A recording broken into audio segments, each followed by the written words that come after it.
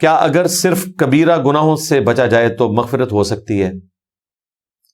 صرف کبیرہ گناہوں سے بچا جائے، اس کو اگر آپ جنرلائز کریں گے تو پھر اس سے مراد پھر یہ بھی ہونا چاہیے جو فرائض اللہ تعالیٰ نے ہم پر اوبلیگیٹری کیے ہیں وہ آپ نے پورے کرنے ہیں، ان کے چھوڑنے کو بھی آپ نے کبیرہ گناہ شمار کرنا ہے۔ یہ نہ ہو کہ آپ کبیرہ گناہ چھوڑنے سے مراد لے رہے ہو میں شراب نہیں پیتا، میں خنزیر کا گوشت نہیں کھاتا، لیکن نماز بھی کوئی نہیں پڑھتا۔ ہاں، جو یہ نماز نہیں پڑھ رہے ہیں نا، یہ بھی کبیرہ گناہ ہے۔ ہاں، سب سے بڑا اگر کوئی گناہ ہے نا شرک کے بعد تو نماز چھوڑنا ہے۔ کفر اور اسلام میں فرق ہے۔ وَأَقِيمُوا الصَّلَاةَ وَلَا تَكُونُوا مِنَ الْمُشْرِكِينَ، دیکھنا نماز قائم کرنا، مشرک نہ ہو جانا۔ سورہ روم کی آیت نمبر 31 ہے یہ، اور صحیح مسلم کی حدیث 246، بندے کے کفر اور ایمان، شرک اور اسلام کے درمیان فرق نماز ہے۔ اور جامع ترمذی میں عبداللہ بن شقیق تابعی کا قول کہ صحابہ کرام صرف تارک الصلاۃ کی تکفیر کرتے تھے۔ تو فرائض کا چھوڑنا بھی گناہ کبیرہ ہے۔ ہاں، کبیرہ گناہوں سے آپ بچ جائیں، چھوٹے چھوٹے گناہ جو ہیں جن کی لسٹ میں نے آپ کو پرووائڈ نہیں کرنی، وہ اللہ تعالیٰ نے ویسے ہی معاف کر دینے ہیں۔ وہ قرآن میں بھی آیا الا اللمم، لمم کو تو اللہ تعالیٰ معاف کر دے گا۔ باقی گناہ کبیرہ کے اوپر میری تفصیلی ویڈیو ریکارڈ ہے، وہ آپ دیکھ لیں۔ نمازیں جمع کرنے کی صورت میں ہر نماز کے ساتھ اقامت کہنا ضروری ہے؟ جی بالکل۔ بعض محدثین کے ہاں تو اقامت جو ہے یہ زیادہ تاکیدی سنت ہے ایز کمپیئر ٹو اذان کے، کیونکہ اذان کا تعلق صرف مسجد کے ساتھ ہے کہ مسجد میں لوگوں کو بلانے کے لیے آپ اذان کہیں گے، لیکن اقامت کا تعلق جماعت قائم کرنے کے ساتھ ہے۔ جہاں کہیں پر بھی جماعت قائم ہوگی تو اس کے لیے اذان وہی اقامت ہے۔ اور یہ ذہن میں رکھیے گا، اقامت کو بھی اذان کہا گیا ہے احادیث میں۔ بخاری مسلم میں حدیث ہے، نبی علیہ السلام نے فرمایا کہ ہر 2 اذانوں کے درمیان نفلی نماز ہے، ہر 2 اذانوں کے درمیان نفلی نماز ہے، ہر 2 اذانوں کے درمیان نفلی نماز ہے۔ اور پھر چوتھی دفعہ فرمایا جس کی مرضی پڑھ لے، جس کی مرضی نہ پڑھے۔ یعنی نفلی نمازیں ہیں، سنت موقدہ اللہ تعالیٰ نے رکھ دی ہوئی ہیں۔ یہ کون سی 2 اذانیں ہیں؟ اذان اور اقامت۔ اقامت کو بھی دوسری اذان کہا گیا۔ تو ہر اذان اور اقامت کے درمیان 2 رکعتیں یا 4 رکعتیں جو حسب توفیق ہو وہ آپ پڑھ سکتے ہیں۔ کچھ چیزیں تو آپ کے لیے سنت موقدہ ہیں، فجر کی 2 رکعتیں ہیں، ظہر کی 4 رکعتیں ہیں، عصر سے پہلے 4 رکعتیں بھی ثابت ہیں، مغرب سے پہلے بھی صحیح مسلم میں ثابت ہیں، لیکن انڈیا پاکستان والوں نے قتل کر دی ہے وہ سنت، حنفیوں نے۔ عرب کے لوگ پڑھتے ہیں، عشاء سے پہلے بھی ہیں، لیکن جو لوگ اس کو چھوڑنا گناہ سمجھتے ہیں ان کے لیے بھی یہ حدیث کافی ہے کہ جس کی مرضی پڑھ لے، جس کی مرضی نہ پڑھے۔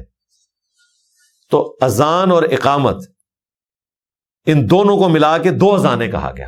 اسی طریقے سے سنن نسائی میں حدیث ہے 2 اذانوں کے درمیان کی ہوئی دعا جو ہے یہ قبول ہوتی ہے۔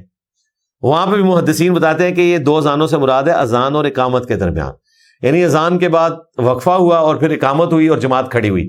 اذان اور اقامت کے درمیان جو وقفہ ہے، اس دوران جو بندہ دعا مانگتا ہے اس کی دعا قبول ہوتی ہے۔ اس طریقے سے بخاری میں جو حدیث ہے کہ حضرت عثمان کے دور میں تیسری اذان شروع ہوئی، لیکن ہم اس کو جب ترجمہ کرتے ہیں تو دوسری اذان ذکر کرتے ہیں، وہاں تو لکھا ہوا ہے تیسری اذان شروع ہوئی۔ وہ تیسری اذان اس لیے کہتے ہیں کہ 2 اذانیں ہیں اور 1 اقامت۔ نبی علیہ السلام کے دور میں 1 اذان ہوتی تھی، حضرت عثمان کے دور میں جب آبادی بڑھ گئی تو پیرلل میں بازار میں ایک اذان شروع کروائی گئی۔ وہ بیسیکلی دوسری اذان نہیں تھی، ایک ہی اذان 2 جگہ پہ ہو رہی تھی، مسجد میں بھی اور بازار میں بھی، جس کا ایکویلنٹ آج کل سپیکر ہے۔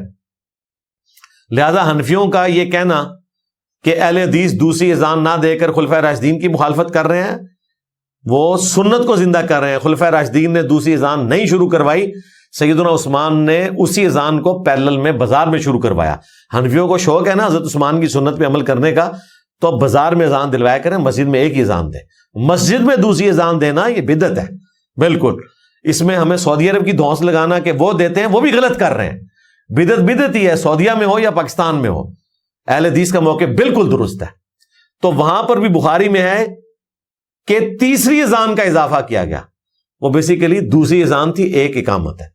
تو اقامت اور اذان یہ دونوں انٹرچینجبل الفاظ اس اعتبار سے ہیں کہ اقامت کے لیے اذان کا ورڈ بھی بولا جاتا ہے، ہاں اذان کے لیے اقامت نہیں بولا جائے گا.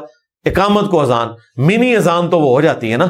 بخاری مسلم میں حدیث ہے، نبی علیہ السلام اذان کے جو کلمات ہیں وہ دوہرے تعلیم فرماتے تھے، اور اقامت کے اکیرے سوائے قد قامت الصلاۃ کے وہ آپ نے 2 دفعہ کہنا ہے. اور اذان ترجیح ہوگی جس طرح کہ مسلم شریف میں آئی، اس میں پھر اشہد ان لا الہ الا اللہ 4 دفعہ ہوگا، اشہد ان محمد رسول اللہ 4 دفعہ ہوگا. لیکن وہ اکٹھا 4 دفعہ نہیں ہے، 2 دفعہ اشہد ان لا الہ الا اللہ، پھر 2 دفعہ اشہد ان محمد رسول اللہ، پھر آپ واپس آئیں گے. جس طرح اہل حدیث کبھی کبھار یہ اذان دیتے ہیں، یہ بھی سنت ہے. اور ابو داؤد میں ہے کہ جب اس کی اقامت کہی جائے گی پھر وہ حنفیوں والی اقامت ہوگی، اس میں پھر آپ ڈبل کہیں گے. اب حنفی کیا کرتے ہیں، اذان دیتے ہیں عام اور اقامت کہتے ہیں ڈبل والی اذان کی، اور کہتے ہیں یہ ہماری بھی ثابت ہے، آدھا سچ بتاتے ہیں. لہذا اس حوالے سے جو اذان کی جو امپورٹنس ہے وہ اپنی جگہ ہے، لیکن اقامت کی جو امپورٹنس ہے وہ اذان سے زیادہ ہو جاتی ہے جماعت کرنے کے پوائنٹ آف ویو سے. تو اقامت کا اہتمام کریں. سنن نسائی میں حدیث ہے، المستدرک للحاکم میں موجود ہے، تیرے رب کو اس گڈریے پہ بڑا پیار آتا ہے جو اکیلا پہاڑ کی چوٹی پر اذان دے کر جماعت سے نماز پڑھتا ہے. وہ جماعت خود کروائے گا جس طرح امام نماز پڑھ رہا ہے. یہ نہیں ہے اس کے پیچھے کوئی جن فرشتے اکٹھے ہو جائیں گے، یہ کوئی رپورٹ نہیں ہوا. یہ ضرب تقسیم میں خود سے کسی نے لگانی ہے تو ضرور لگا لے. بل اس میں ہے کہ اکیلا پہاڑ کی چوٹی پر. ظاہر ہے گڈریے نے 5-6 کلومیٹر واپس آگے شہر میں تو نماز نہیں پڑھنی، وہ تو بکریاں چرانے کے لیے گیا، تو اس کو بھی کہا گیا کہ اذان بھی کہنی ہے، اقامت بھی کہنی ہے. تو اقامت ایک تاکیدی سنت ہے. اس لیے ایک سے زیادہ جماعتیں جب مسجد میں قائم کی جائیں، ہر جماعت کے ساتھ ایک اقامت ہونی چاہیے. بالکل دیں، اس کا اہتمام کریں. البتہ ہمارے جو استاد مولانا اسحاق صاحب اس میں غلو کرتے تھے کہ جی اقامت بہت زیادہ ضروری ہے ورنہ وہ جماعت نہیں ہوگی، تو یہ ایک ایگزیجریٹڈ چیز ہے. سنت موقت ہے، فرض تو پھر بھی نہیں ہے. فرض وہی ہیں جو آپ کو بتا دیے گئے. لہذا یہ بیلنس کرنا اس حوالے سے ضروری ہے. لیکن اگر آپ نمازوں کو جمع کر رہے ہیں جس طرح کہ اس سوال میں لکھا گیا، اس صورت میں اذان ایک ہی ہوگی، اقامت 2 ہوگی. جس طرح کہ میدان عرفات میں ہوتا ہے ہر سال، پوری دنیا دیکھتی ہے کہ ظہر اثر ایک اذان اور 2 اقامت کے ساتھ مسجد نمرہ میں ادا کی جاتی ہے. حجاج کرتے ہیں.